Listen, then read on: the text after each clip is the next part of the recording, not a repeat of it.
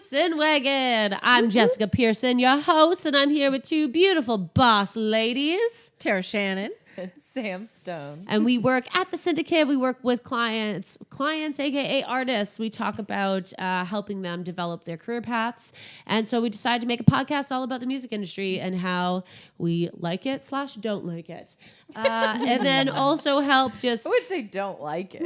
well, some days depends on the day. There are days. The Right now- downsides of the industry. Right now we're liking that it. we acknowledge. Yeah. And it's also, it's about understanding yourself in today's music Yes. industry.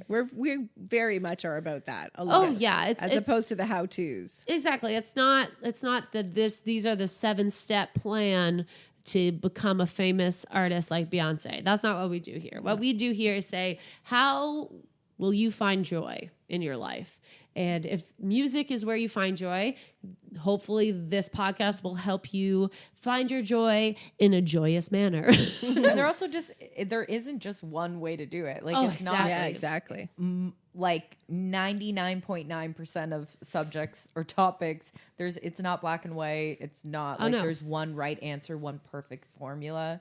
It's different for everyone. different. And what works today may not work tomorrow. Exactly. So we're here just to share our experience. We're 3 artists ourselves, and just our experiences going through the music industry and ways that we found work well and work easy, right? As the independent artists we are.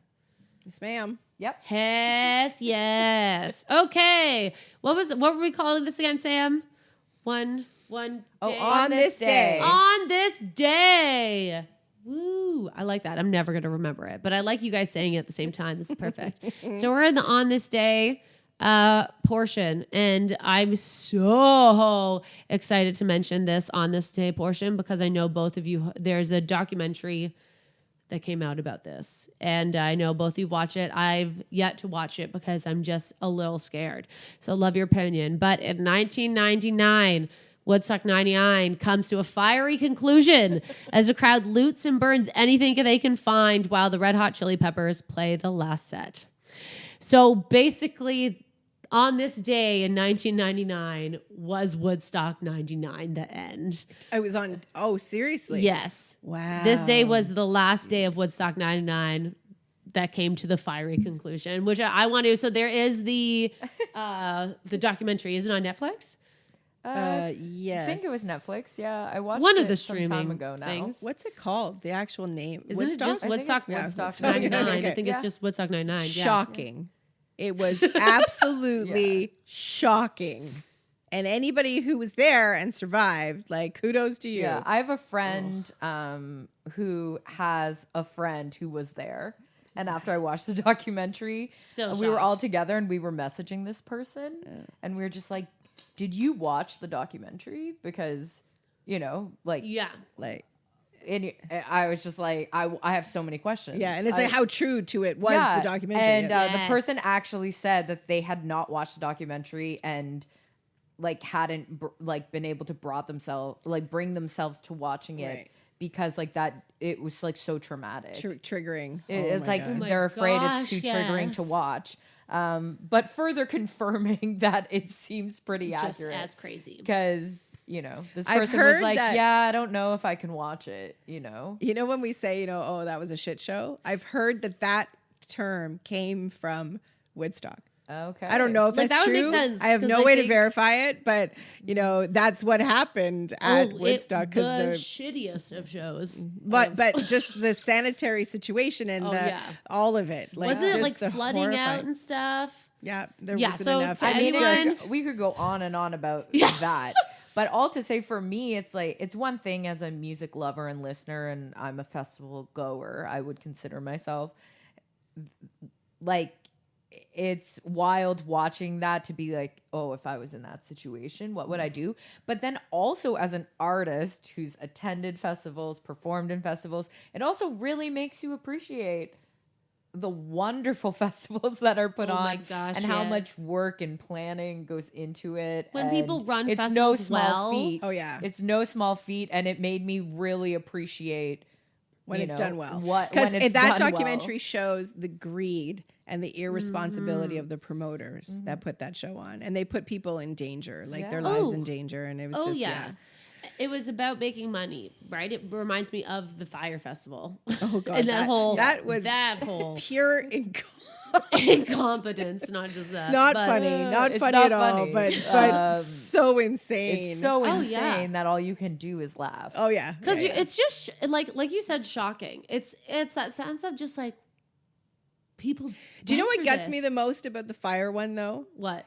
Is if you remember, they were able to generate ridiculous amounts of interest and get the money flowing based off of orange squares Yeah. on Instagram. Yeah. Like they tapped into this whole like FOMO level of elitism, This whole private island. yeah, like exclusive access. Yes, with orange square. It's like It's to me, brilliant marketing. it's Like, it was brilliant. brilliant marketing. Brilliant. Yeah. Terrible follow through. Right? Oh, Like, yeah. brilliant And like planning and organizing and thinking about this. Like, exactly that. It's that sense of like the crazy things that you can do now with marketing and marketing an event and all the different things you can do to bring like awareness of what's happening, but also the detriment and if you don't know what you're doing. Yeah. And that, like, if you actually care about the experience you are creating for the audience, right? Because as a festival, it's not just like you're the artist and you're just caring about your show. You have to think of like eat, staying hydrated, where the space is, sound, like the stage, the weather outside, inside, like washroom situations, sanitary situations, sleeping situations, like lineup security. Like there's so much more you have to think of. And if you Emergency don't care, situations. if you don't care about your fans and you're only doing it for money, then that's going to be a shit show. If you do care, then it can be really good. But caring costs money. Caring costs money. You know? Yeah. Lots Anyways, I can't of believe that. money. That's so 1999. You said, yeah, 1999 Wow. on this. Yeah, I remember feeling sad that I wasn't able to go to that because I remember thinking, oh, like I had young children at home, so it would have been like a big feat to go. But I'm so glad that I did not go and make it, climb over those mountains to get there because holy cow. Oh yeah. Well, getting there. How old was were the we? easy Were you part. guys even born then? How old Yeah, was you guys? I would have Yeah. been 10. Okay. Yeah, so I Too was young to not. go. It was not an on your, option to go. Yeah. Yeah. I was 6. I think we actually had a conversation at some point about potentially going because I just thought it would be so fun. It'd my be so gosh. amazing. Yeah. Woo.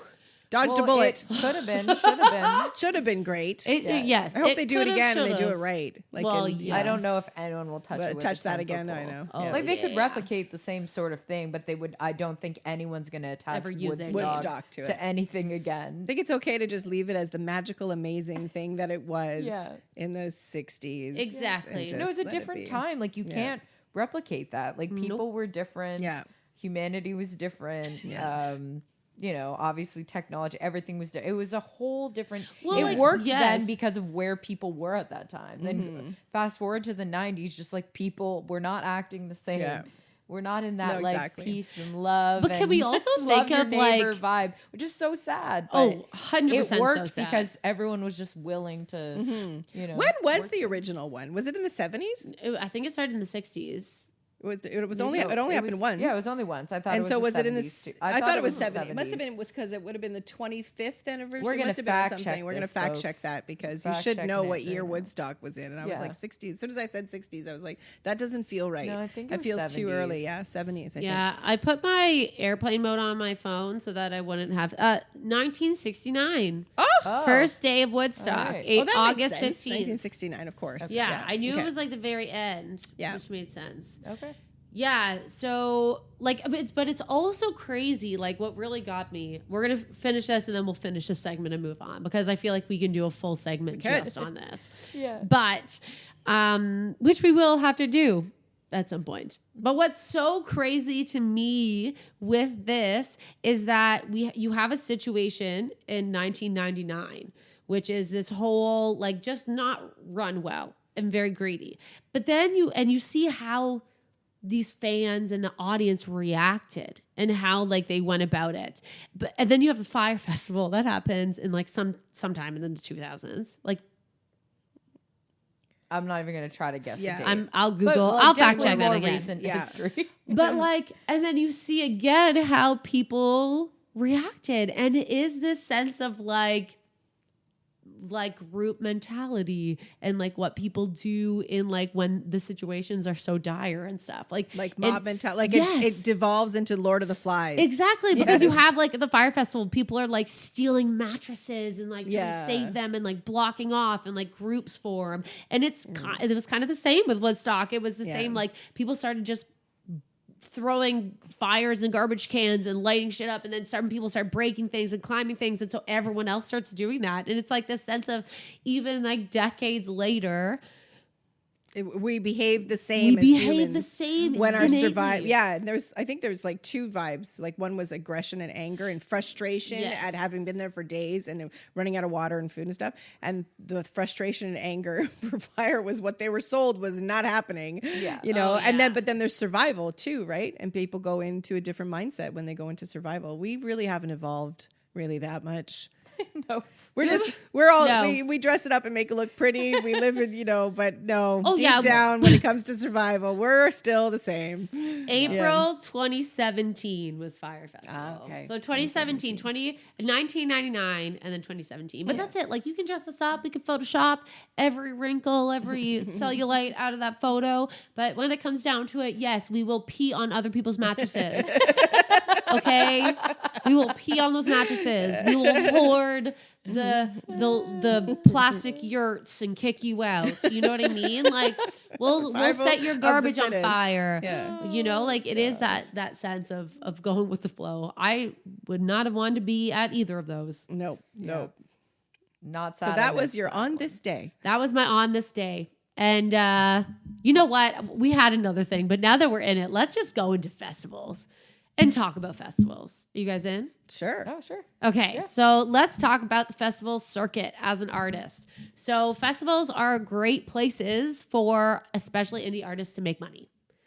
Because It can be. it can be. Depends how far away the festival is and whether your Oh, travel's yes. being There are covered. costs to go. Like I don't know that you make a lot of. Again, it depends on the genre Yes, of it's very festival, true. right? Yeah. Well, and it So- depends where you're at in your career, how developed obviously. you are. But festivals is an integral part yes, of building your audience. but it's not necessarily like it's not necessarily a moneymaker. No. Sometimes it's just about exposure, really. Oh yeah.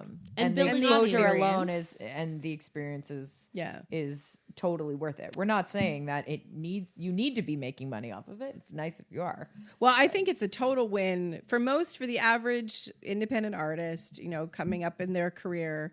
If you're at the point where what you're being paid to play covers all of your costs and your merch sales is your gravy, I would say that's a pretty good average, or that's a pretty common mathematical equation. Yeah.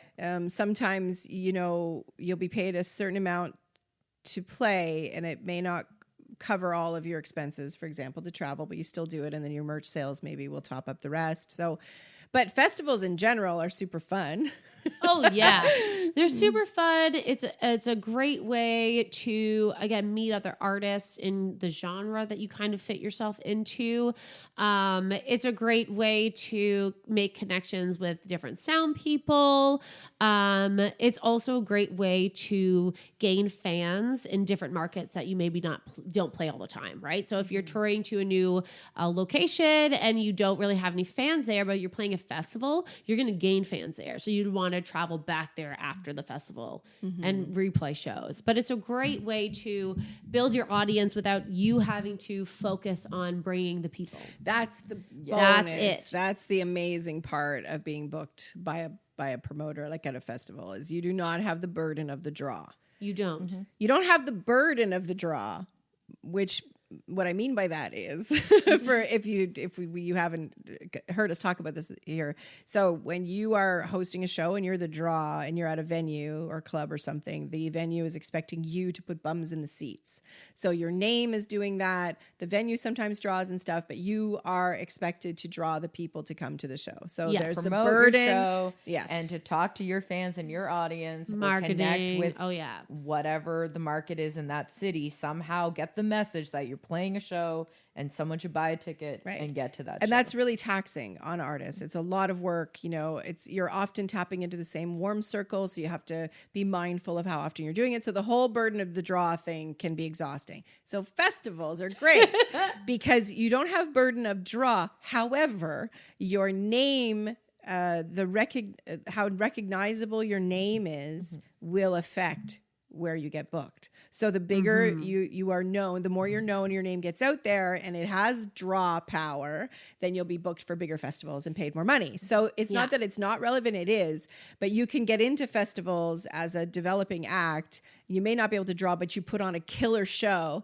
And the festival curators, the people who are curating these festivals, they just want to put together an experience for their fans. So they're balancing the draw, the big names that are going to bring the people and sell the tickets, and then giving opportunity for artists who are lesser known, but they got killer shows. So exactly. And that's what's great about a festival too, is that like there's built-in draw, but also so many fan bases are being drawn at the same time. Yeah. So it's not like when you do a show on your own and maybe you have an opening act and like they're bringing some draw as well.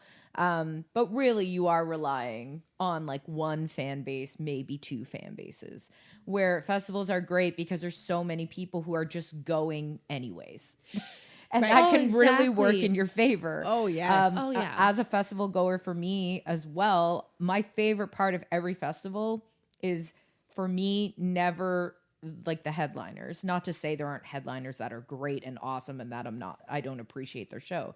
But my favorite part of festivals is going there for the first time slots of the day and seeing who's there. I bought my ticket anyway to go see who the headliner is, or I'm already going to be there. I might as well go get my money's worth, be introduced to acts I've never seen before, an act that maybe I wouldn't go and spend $50, $80, $100 on a ticket or something to go see them when they come to town just on their own, because I don't want to quote unquote maybe risk it. I don't know what they're about, or is that ticket price worth it for me? Where a festival, it's like, hey, I'm here anyways. And I often, like every time I discover acts that I never would have probably given a chance to previously, unless I stumbled upon them. And I end up becoming a fan. And that it works the same way as an artist. Hopefully there's other people out there like that who weren't there to see you, but it's your opportunity to win them over. Exactly, right? It's exposure. I'm quotating in air, but it's exposure, but you're getting paid for it. Do you know what I mean? It's not the gigs where it's like, oh, do this. There's so much exposure for you. And we're not going to pay you. And we're not going to pay you anything. Like, no, you get paid to do your job, but you're also being brought in front of audiences that you already kind of know will like you because they're there for artists that are in that same genre or world as you are in, which is already great. And exactly like what you said, Sam, like one of my favorite things about going to festivals is discovering new artists that I've never heard of or haven't gotten the chance to see, right? And then going to see favorite artists I do love and hopefully getting won over again by their live show, right? And you can maximize, like if you get into a festival and you don't, you're not super known, but you get this opportunity at this really well-known festival, you're going to want to take some time to really brainstorm all the ways that you can leverage that opportunity. So, and go, like often at the festivals, they have like after your show, especially in folk, go to this tent and you can meet Jessica Pearson and buy some of her merch. So you'll go through this painstaking thing and maybe one person shows up because nobody really knows you yet, go anyway. anyways and make the best of it, because that one person, remember, it's not just one person, because that one person on average will talk to like 30 or 50 people about their experience, you know? And so they'll say, oh my gosh, I met Jessica Pearson, her show was amazing, and I got her t-shirt or whatever. And so that has a ripple effect. So don't underestimate or discount the one person who comes to see you or whatever. Like go and don't be snobby about it and be like, oh, nobody's going to come. I don't want to sit there. Some artists are, because they feel insecure, you know, and they're like, well, nobody's going to come see me.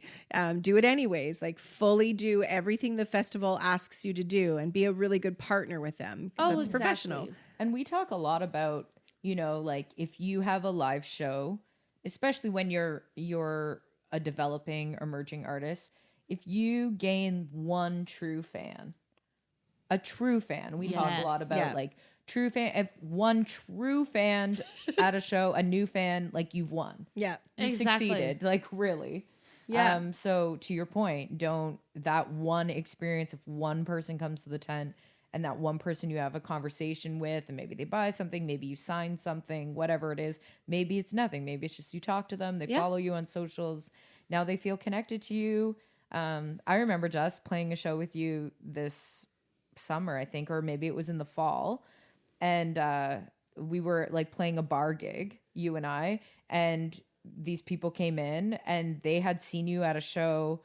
Like they came up to the stage, were super excited to be there, chat. They had seen you at a show like 3 years ago or something, but like you had connected with them and they had taken pictures, and there was kids there, I think. Yeah, I had gone on, this is when I went on tour out east before pre-COVID, and we were playing this beautiful winery, and there was like a party in a group. There were military families. One just got posted to Ottawa, and they were all there celebrating. And so we were playing music. We got photos with them.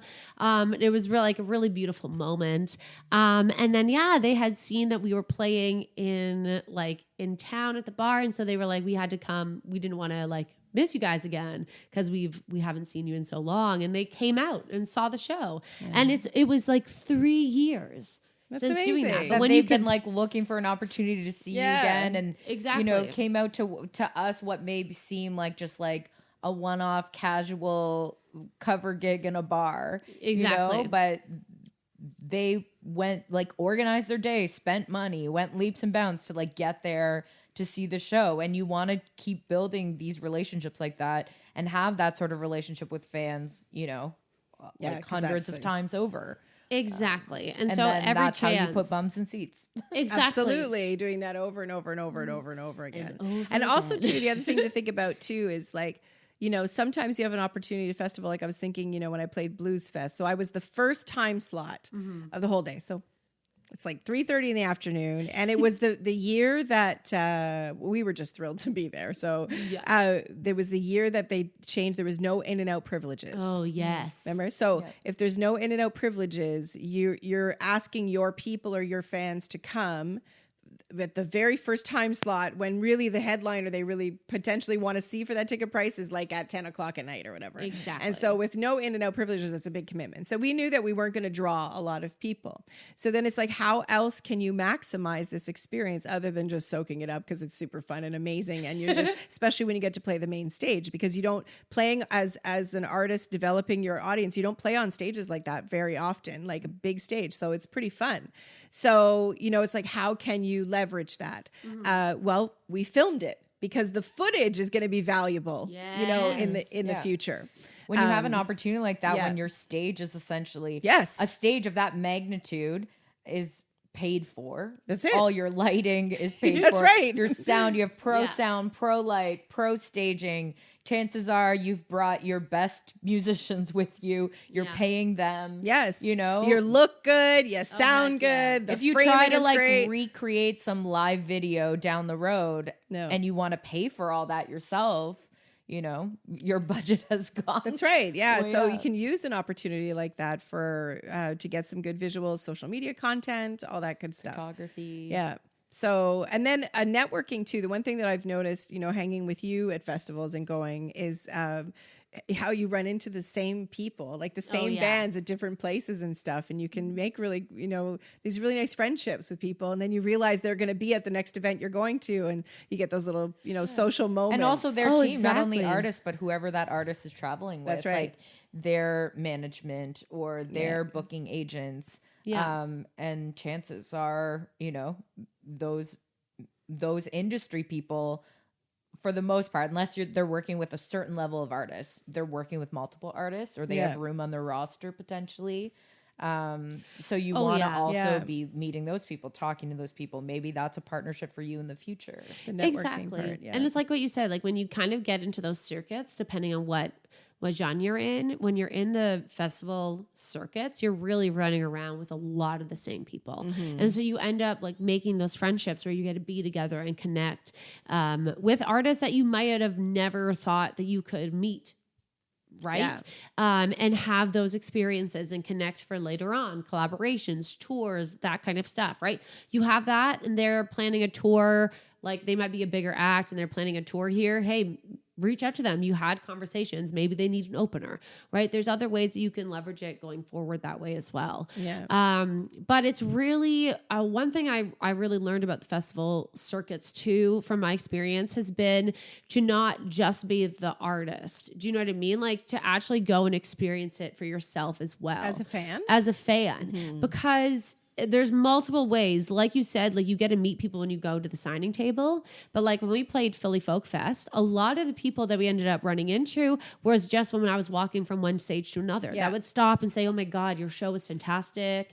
And you'd have conversations with all these people. They might have not known you were doing a signing or just were trying to see someone else during that time, right? So as you're walking around and enjoying music yourself, you also get to meet all of the people who go to these festivals. Like a lot of the community, the sense of community. Exactly. Because it also really, you don't want to be attending shows just for this purpose. But there's also the added bonus of if you're seen being out there supporting other artists and their craft as well, and hopefully you're doing so genuinely and from an authentic place, it does not hurt. No, and also, when you're coming up and you're sort of rising and you're building your career and you're not famous yet, you have the freedom and the luxury to do that. So do it. When you are the headliner and the main act, you are confined to backstage, your artist area, whatever meet and greets are organized for you. And then you're back on your tour bus and away you go. Yeah. So you don't have the luxury of experiencing the festival. So soak it up as much as you can. And then if you think about your show at the festival, obviously when you were talking, I was like, there's such an adjustment that has to happen with your show. Cause we were joking about me doing a street party. So Russell's doing their 125th anniversary. And so my show, if you know my music, is not exactly what you call a street party or a high energy show. It's very, reflective and inspirational. And it's like we cry and we laugh and we talk about life and it's all great. It's not like, wow! Yeah, maybe some hardcore fans, but it's certainly not that. So when you're doing a show on a bigger stage, if you have the opportunity to do that, the way you approach your show is very different than what you would do on a smaller stage in an inside venue. Even if you're like, because I feel like some artists could make the argument that, all the assets I sent when I applied, they know what I'm all about. Like it was all slow jams and heartbreak songs and whatever. So like, I'm just going to do my show. Not saying don't just do your show, but most festivals, sometimes there are stages that are within festivals that are more intimate settings. Like Blues Fest has the Barney Dance in Theater, and that lends itself a little more to like a more intimate stripped down show. So if you're booked on that stage, great. If that's your vibe, could work just as it is how you've been doing soft cedar shows in auditoriums or concert halls. But if you're booked on the main stage during the day on a nice sunny Saturday where people are going to be cracking drinks and running around and like want to dance and have a good time, you have to find a way to still be you and do your show, but adjust bring in to some that elements, vibe. Bring in elements that still stay true to you, but you may have to adjust your show for that. That's the setting. art of being an entertainer. Oh, yeah. You know, like entertainer artist, that whole sliding scale or the spectrum of those things. You know, you're always, well, some people are entertainers and that's what they do, and some people are artists and that's what they do. But you ideally want to be an entertaining artist. You know, so you, especially on those festival vibes, and also do your I say the same things in every podcast. What's your why? Do your research. You know, You like, can't get up there and Don't just come do after your me, thing internet. and then be like, well, you know, the booker or promoter booked me for the stage and it Yes. wasn't a good fit. Like, no one's going to think like that or say that. Like, No. it's on you. Like, Yeah, the that's response, right. even if like you feel like you weren't booked in what you think was like the best stage for you, the best time slot for you, no one will be to blame but you. Like, Exactly. no one's gonna talk about when they like walk by your stage and see that your show doesn't quote unquote fit this vibe. No one's gonna be like, oh, the booker really put them, like, nobody but maybe industry people. Yeah. We're gonna No, be like, yeah. that was a terrible placement, you Right. know, or like not the greatest call. Anyone's just gonna be like, this doesn't work This here, didn't and they're translate. gonna move on, Exactly. you know, Yeah. and it's gonna be on you. So like, always just take responsibility, Yeah. take matters into research your own where you're hands. playing, look at who played that stage the year Yeah. before. Everything's on the internet, you can find everything now. Oh, So yeah. you know, and ask questions, you know, get familiar, find people that have gone to the shows, you know. And it's not always possible, like, especially if you're out there and you're on a 60-date run, you know what I mean, and you're just Yeah. like going from like festival to festival, and that's your whole life, you know. And by the time you get into it, then Yeah. you know you don't have to do all this. But Yeah. this is, our conversation is focused most specifically on those starting out and really, you know, wanting to get into Exactly. that circuit. So, and that's perfect because the next place I wanted to go was, so you want to get into playing festivals. Yeah. Number one, the first thing, which is exactly what you said, is do your research. What kind of music do you play? Find similar artists that may be a bit bigger. Look at what festivals they've played in the past, Yeah. right? Go through all the festivals in your area. Look at their lineups in the past couple of years. Do they have artists that are similar to you, similar to your music style, similar to your show? Then you know that that festival or that fair or that market is going to be a good space for you to go into. Next thing, if you're new and haven't played any, look at your local spaces to see if they have any like kind of openers, or there's some that'll have competitions to bring newer kind of beginners on, right? Blues Fest has like they will bring in local acts that are from They the surrounding reserve area. a certain number of Yeah. acts for local. Exactly, right? They bring that in. There's a couple different festivals I know in the folk world that do that same thing. Well, they'll have maybe a competition, bring acts in, see them all, and then whoever wins that gets to play on the festival date, right? So that's another way to get in. The other way is to look at the websites and see. Most websites for festivals will say how to apply to them. There's either an email or a document you fill out. Most summer festivals will have their submission times in between October, November to December of the year before. So if you're applying for festivals in 2024, you're going to be submitting in October, November of 2023 for these places. So usually they'll have a list of what they want, right? Like an EPK, a live video. Let's talk about those things. So things that you'll need assets you'll need to have prepared when submitting to a festival. Yes. So EPK stands for electronic press kit, and we still use the term, but we don't, like, it used to be that you had like an actual press kit. You don't really now. You have a website, and you should put a section where it says EPK or assets or something like that, where it has all your standard stuff. So the assets that you need for pitching, because everything's a pitch, right? So you're pitching who you are and what the experience of you is to this potentially unknown to get started. It does get easier when you get known, because the festival directors and artistic directors start getting to know you. And so then it becomes about, do we have room for you this year? Yes. right. Then it becomes about the curation, but they know you. So if you're at the stage of nobody knows you and you're trying to break into festivals, what you pitch is what's going to create the impression. So your assets need to be great. Yeah. So Yeah. your Up to photographer, date up and to great. date, current. Don't send a picture of you like 10 years ago. That represents what they're buying right now. So if you have a really high quality video of you singing with one side person, but right now your configuration is you're a 4-piece band and that's how you perform, don't send the video of the duo and then expect them to hire the 4-piece band. Like, you want to pitch what it is, the configuration that you are. Make sure you have a professional bio. If it's 1,000,000 words long, they're not going to read it. So we use one sheets. One sheets are great as a short paragraph. It has highlights, like performance highlights, places that you've played, other places you've played, which can be hard to build if you haven't really played anywhere yet. Yeah. And notable performances, but anything really qualifies.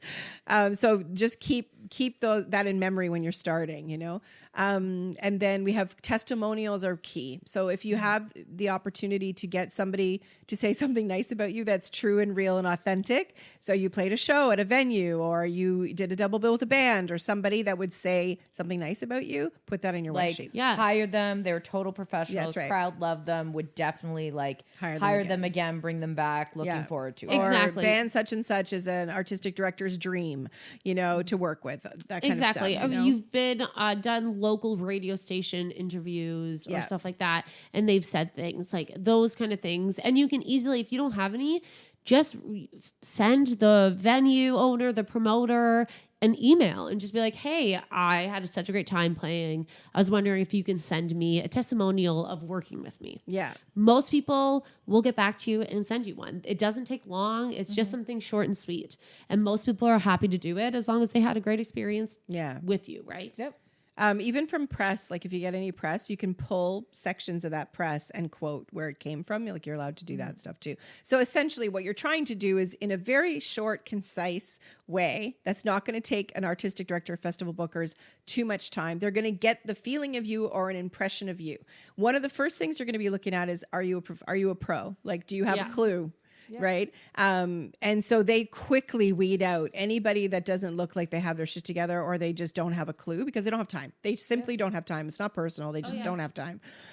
You want samples of your music, easily, readily available. Links are great. And then prefer like a video of you playing live so that they can see you. That's what I was going to say too. Almost always now they'll specify when you're applying for these things, they want a live performance video. Yeah. Because nowadays almost anybody can make something sound great in studio, in a video, make it look and sound pro.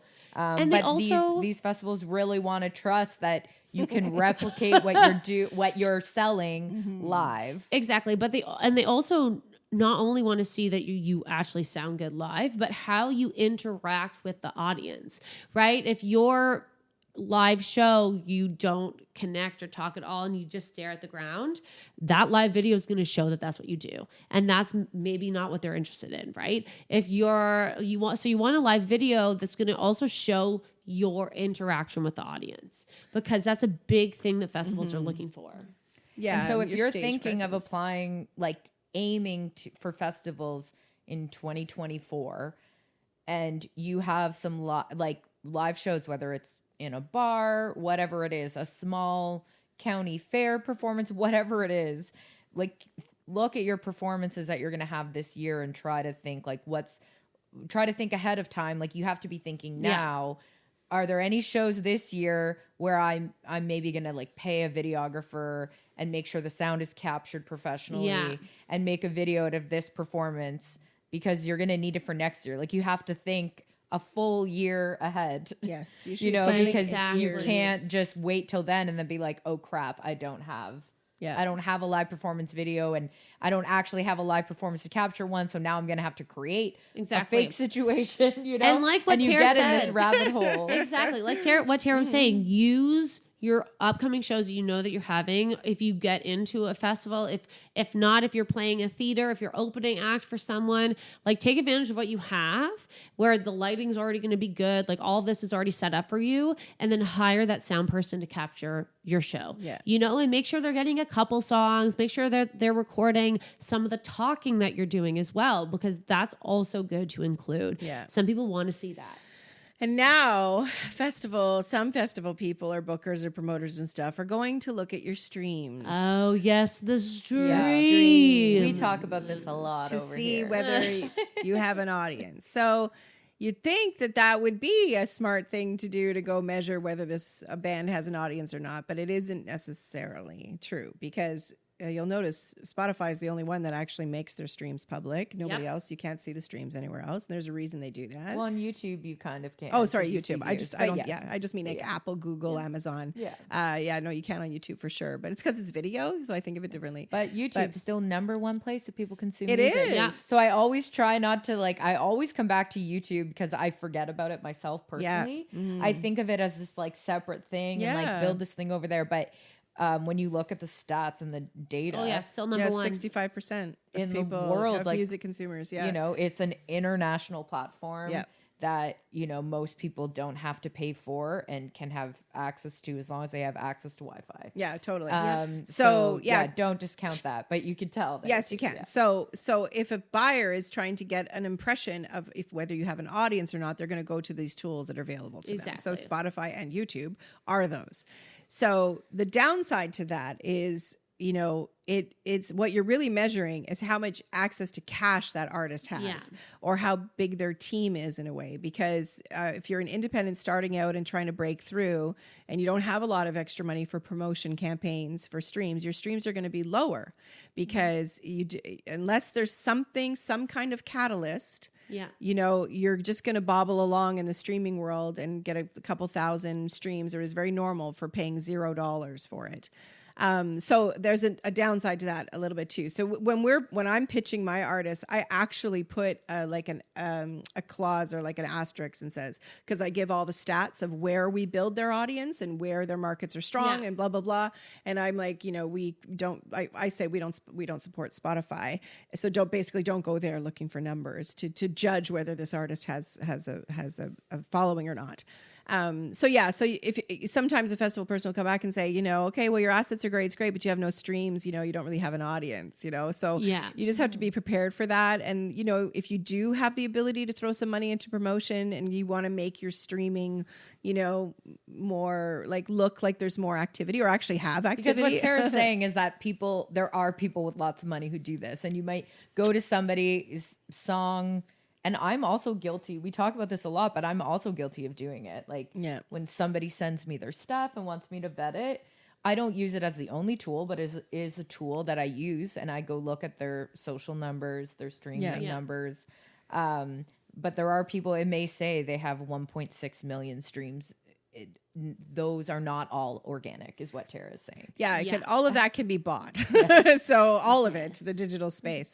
So just be mindful though that if a festival buyer is, in your package and stuff like that, that they may be using that as a tool to measure if you're a good fit or not. But mostly if you have great testimonials, your video's great, your music is solid, somebody's going to take a chance on you. And that's what you're trying to do, is you're just trying to get somebody to take a chance on you. And it usually takes one. Just one to start. It's just like how everything else in the world works. Exactly, right? Once one person takes a chance on you, as long as you did a good job and no one's talking smack, a lot of promoters don't have time to vet everyone to the umpteenth degree. And if they see that their festival buddy who runs another festival hired you, they're thinking, oh, if Jessica Pearson was good enough for them, they're good enough for us. Exactly. Oh my God, that happens so often. And then they just book you because somebody else booked you. And they're like, okay, another thing off my plate. Yeah. They might not even listen to your music. Exactly. And that's why it doesn't matter if this is a festival that's been running for hundreds of years, or it's a festival that just started yesterday. Yeah. If you get the chance to play something like this, you have to give it everything you have, because you never know who's in contact with who and who knows who. And it just takes the one chance. And then you go and you be a pro, you do it well, and you leverage every opportunity possible, and it will start opening doors, and it will start, Exactly. creating. And then you can add that to your notable performances and you're building your win Exactly. sheet. So, but getting somebody to take a chance on you is no different than, and it can be frustrating because you're like, you think you're great, you think your music's great, and you're like, why are they picking us? And it can be really frustrating, but you have to just stick with it and it's so saturated and there's so much competition. It's really tough to get in, but don't give up. And just keep making great music, and just make sure your show is great, so that when that first door opens and you get that chance to play on a stage at a well-established festival, that you are ready to kick ass, and that you're just going to be fantastic. Exactly. Right? You want to make a massive splash. You want to cannonball the crap out of that show, right? And you want people to talk about it. You want the festival to notice. You want people to say how great, because most festivals will send out a survey after, or will ask their staff or their sound people, or just again, people who came who they really enjoyed, right? And if you do a great job, they're going to say your name. Another thing too, tip that I have is certain festivals do it differently. Some of them is a form that you submit to on their website. Others are send your assets to an email. Personally, to me, if you're going to email them, keep it short and sweet, who you are, why you want to play there, all of your assets. But I would have a fact. If you've been to that festival before as a consumer, say that.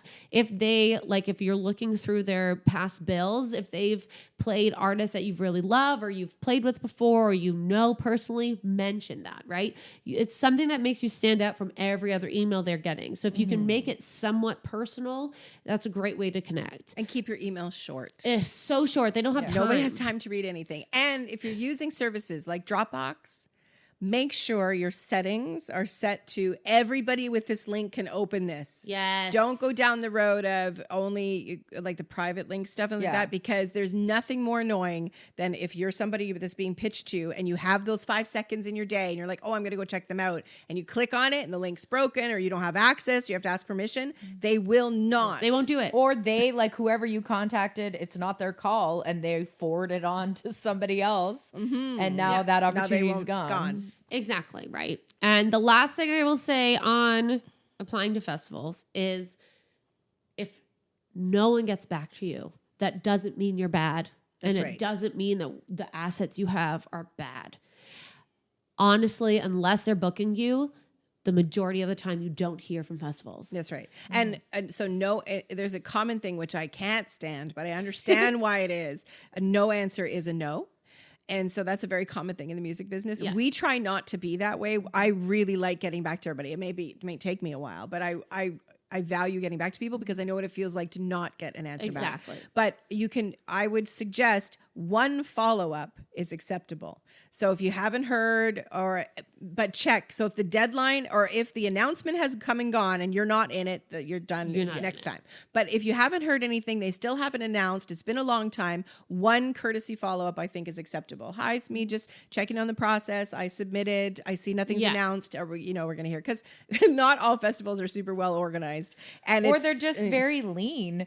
They're so lean, festivals are extremely lean or run by volunteers. Yes, so it's people who are going through your submissions who have day jobs, right? Yeah. A lot of the time, some festivals are completely curated and don't usually look. And a lot of these festivals will say it on their website. They'll say, listen, you can submit here, but we potentially will never even open your email because we get thousands of submissions a day, right? There's some that you can't submit to because they're only curated.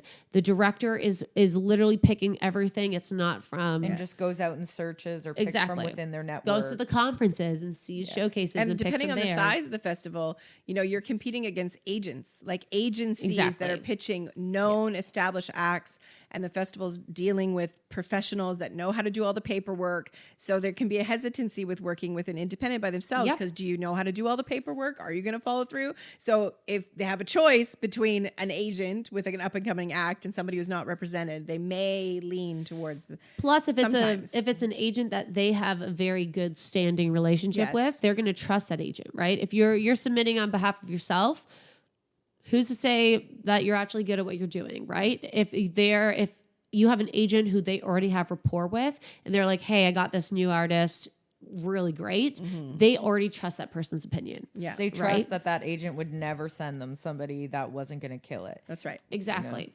So all in all to say, it's hard to start into the festivals, but it's really all about doing that research. Looking into what festivals would make sense for you and your music, taking that chance, and do not get disheartened if you don't hear back. Like I applied to like over 300 festivals a year. I maybe hear back from 3. Yeah. Maybe. Yeah. Usually I'll get emails back, but they're just like, we get thousands. If you don't hear from us, you didn't get in. Right? Yeah. Like, but it's never, and It's not personal. it's not personal. You know what? Maybe they loved you, but you just don't fit into their year. You know, and keep applying, right? Keep updating, apply every year, send your stuff in. Just because they said no that year doesn't mean that next year is not right. Maybe 2 years from now they get in, or maybe they've seen your name so many times. They're like, finally, you know what? This person literally has applied the past 5 years.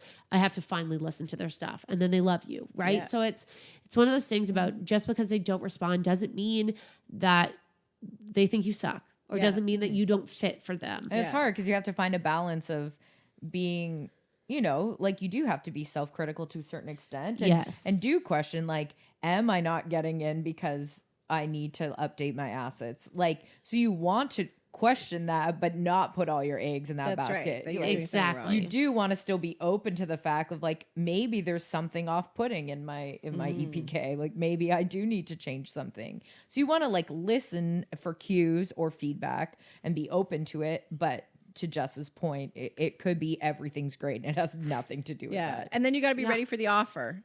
And Yes. so the other reason they like to deal with agents is because the whole offer process is like understood. So if you do get an offer and you're negotiating for yourself, you know, you want to be fair, and you don't want to go into the process of negotiating just to kind of one up or try to win anything. Yeah. No, if you're getting an offer, celebrate, jump up and down, and be super excited that even happened, because amazing for you. Yes. And then just do basic math. Like, can I get myself and my band to this festival and home for at least that much money or less, you know? And then if you really can't, then you have to choose.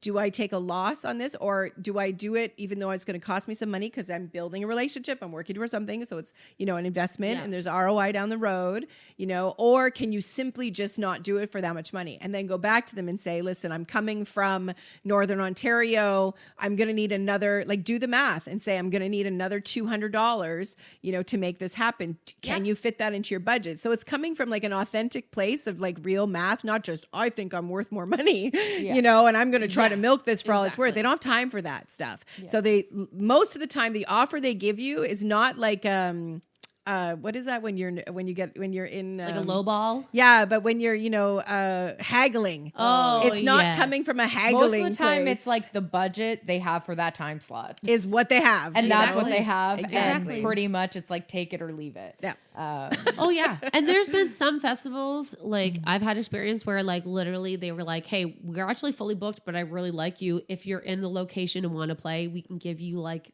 a couple $100 and a place to stay.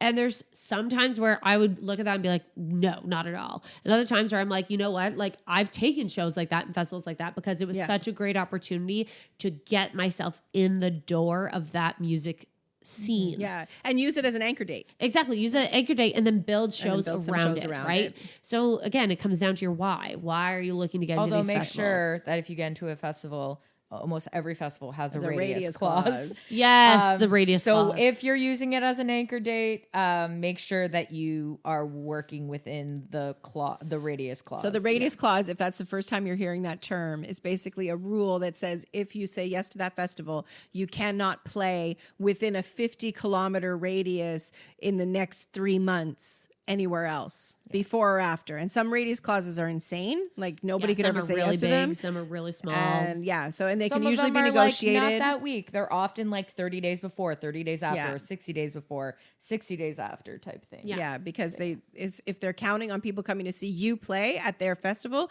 they don't want the audience split and Exactly. thinking, oh, I could see them at the festival, or I could see them, you know, half hour down the road. Exactly. Next week. Why So that's buy the a point of festival that. pass when I can just buy this $15 Exactly. ticket, right? So that's another thing to keep in mind, because if there's a really strong radius clause, and you can't really book shows around that date, then that's going to factor into whether it's worth your travel to go there just for that show. Yep. And that show alone. 100%.